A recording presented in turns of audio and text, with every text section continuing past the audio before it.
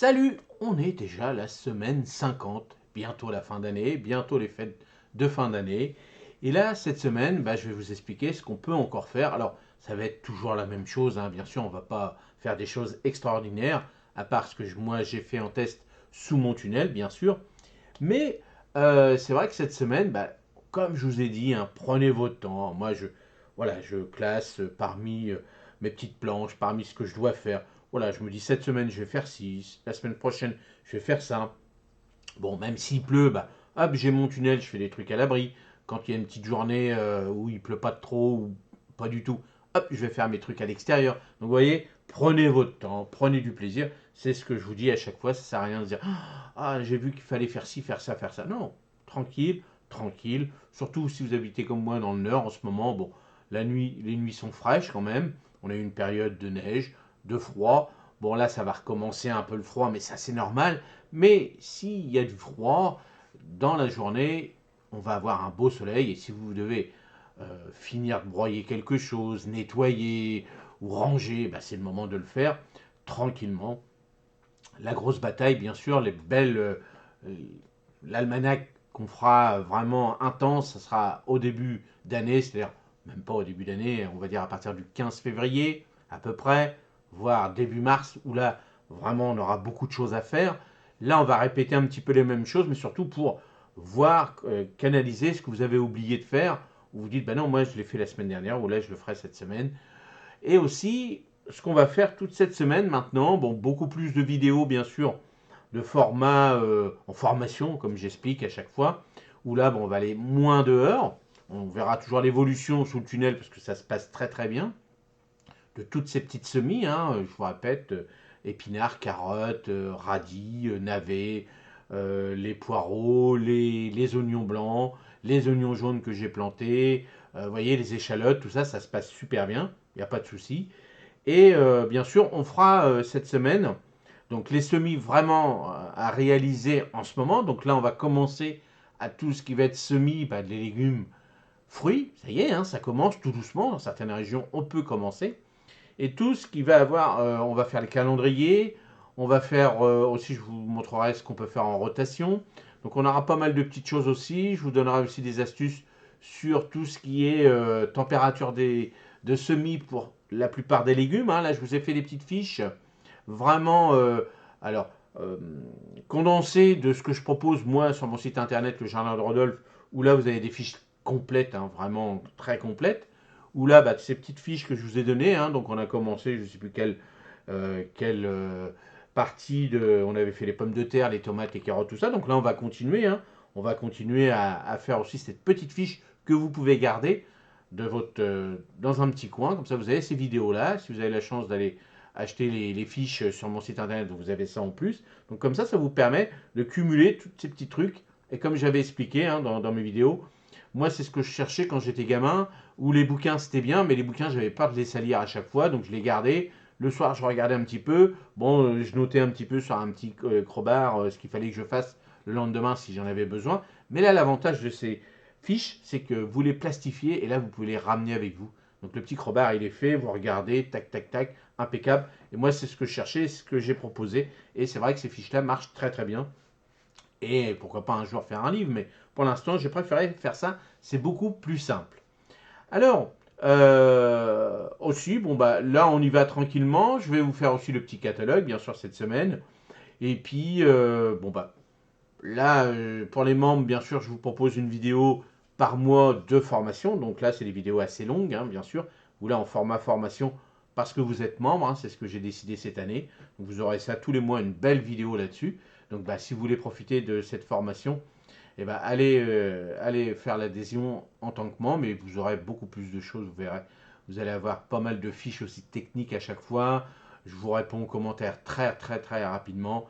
Et surtout, ça donne un bon coup de main à la chaîne. Allez, on commence. Donc semaine 50, du 9 au 15 décembre. Il est 7 heures du matin, c'est parti. Donc dans les régions du Nord, hein, bon pareil, on continue à récolter, hein. Moi je vous ai montré que j'ai récolté mes dernières carottes, j'en ai plus beaucoup bien sûr.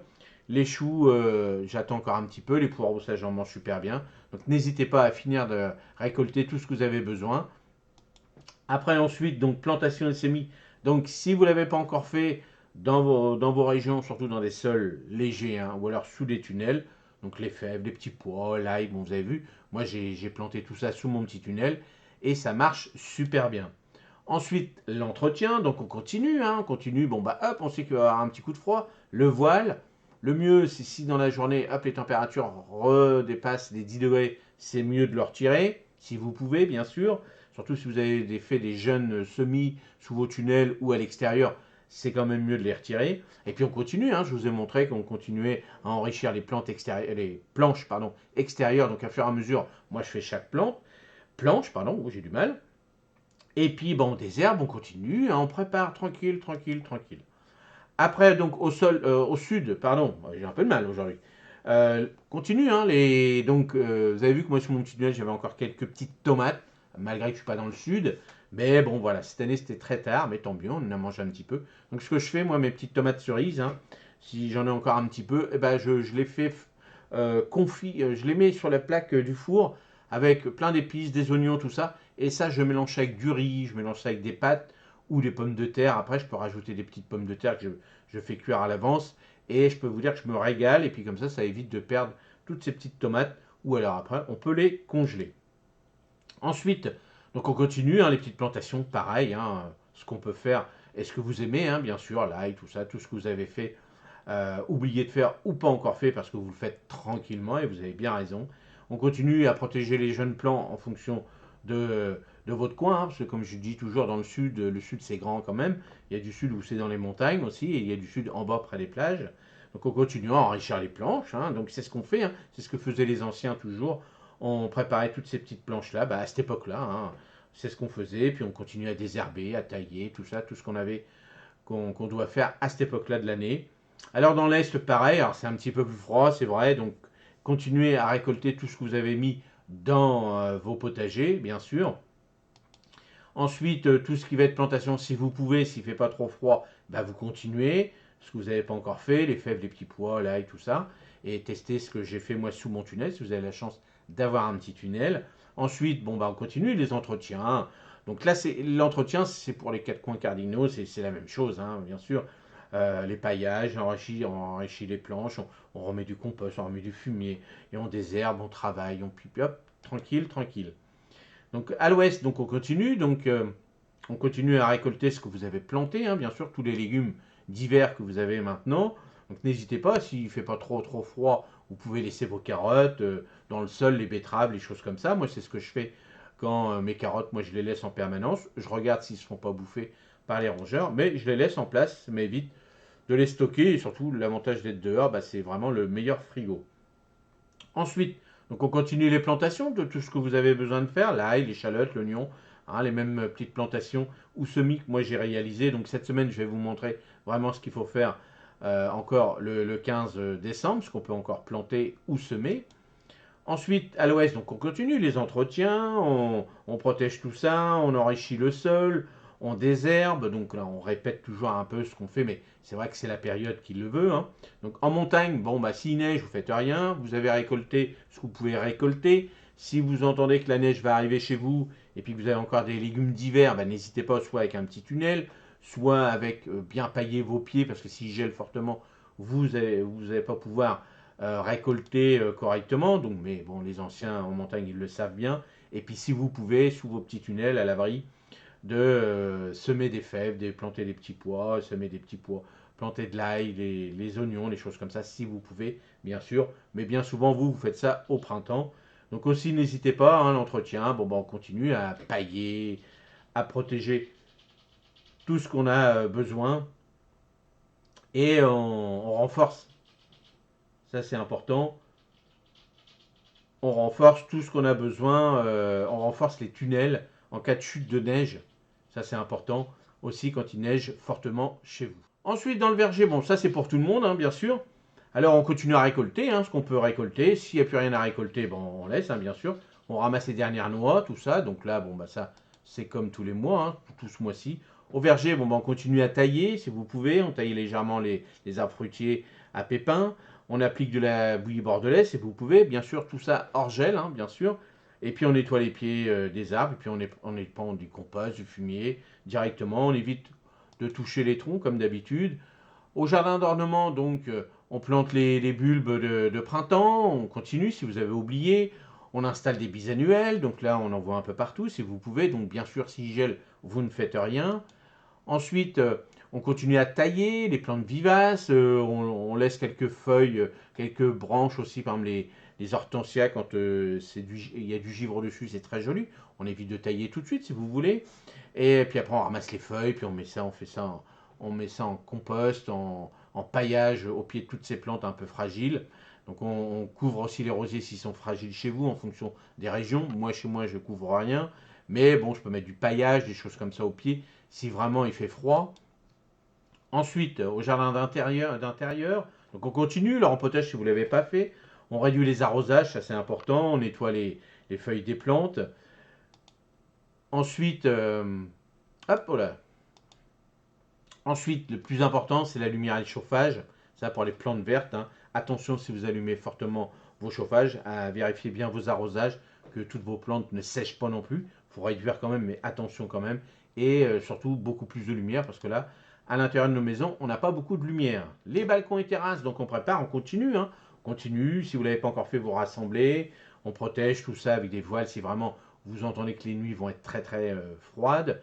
On continue à planter des petites bisannuelles, des pensées. On peut mettre des bulbes dans vos pots, tout ça pour égayer vos balcons et terrasses. Les plantes méditerranéennes, s'il n'a pas encore fait trop froid, vérifiez la météo pour savoir si vous devez les protéger ou pas. Donc, ne le faites pas à la dernière minute, parce que sinon, là, vous allez les perdre. Et puis, on continue. Hein, là, ça va être Noël. Préparez à décorer vos petits balcons si vous n'avez plus rien dans vos jardinières. Ben, des petites branches, des petits sapins, des petites guirlandes que vous allez acheter. Il existe des petites guirlandes lumineuses maintenant qui ne valent pas très cher pour l'extérieur. Donc ça, c'est sympa. C'est super sympa. Conseils généraux, donc compost, on continue hein, les composts. Donc là, c'est le moment, hein, on continue à ramasser les feuilles. Moi, c'est ce que je fais. Hein. Là, c'est le moment, on remet ça sur nos planches, tout l'ensemble du jardin. Même si on en a trop, on fait un tas dans un côté si on peut. Et on garde tout ça. Le compost, c'est hyper important. On continue à récupérer l'eau, surtout dans les régions où vous ne pouvez pas la récupérer en été. Si là, vous pouvez les stocker, c'est important. Attention dans les régions où il fait très très froid pour pas que ça gèle. Et puis, le meilleur conseil que je peux vous donner à chaque fois, voilà, on se pose. Si vous êtes bien à l'extérieur, vous avez le tunnel parfait et tout, ben réfléchissez pour l'année prochaine. Qu'est-ce qu'on va faire? Qu'est-ce qu'on va pas faire? Qu'est-ce qu'on va retirer? Tout ça, c'est le moment, hein, parce que là, on a beaucoup moins de boulot à faire, de réfléchir un petit peu. Quelles sont les graines qu'on va acheter? Est-ce que nos graines sont bonnes? Est-ce que ou pas? Machin, bidule. Donc, vous voyez, c'est le moment de regarder un peu de tout ça dans notre voilà, dans nos bibliothèques, dans nos graines, dans tout l'ensemble du jardin, ce qu'on va faire pour l'année prochaine.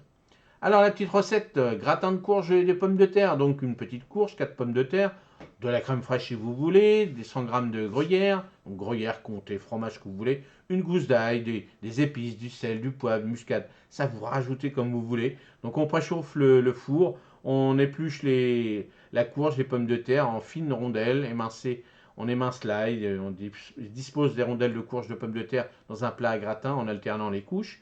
On ajoute la crème fraîche, l'émincé d'ail, le sel, le poivre, une pincée de muscade, saupoudrée de fromage râpé, ce que vous voulez comme fromage.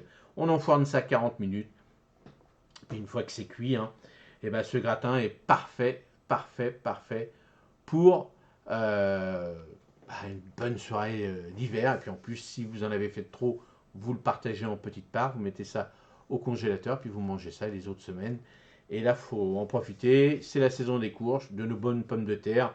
Et puis vous pouvez rajouter des petits fromages raclette, des choses comme ça, des fromages frais, ce que vous voulez, tout ça. Ça, vous faites comme vous voulez. Allez, j'espère que ce petit almanach, bon, qui est un peu plus court, parce que là, on va ralentir de plus en plus jusqu'à décembre, fin décembre, janvier, ça va être plus calme quand même. Mais c'est vrai qu'à partir de mi-février, là, on va avoir un peu plus de boulot. Vous verrez que l'almanach, il va durer en pleine saison, pas loin d'une heure, hein, ça c'est sûr et certain. Mais on n'en est pas encore là, on se repose, on réfléchit bien. Et moi, je vous dis à la semaine prochaine et passez une excellente semaine. Salut, merci.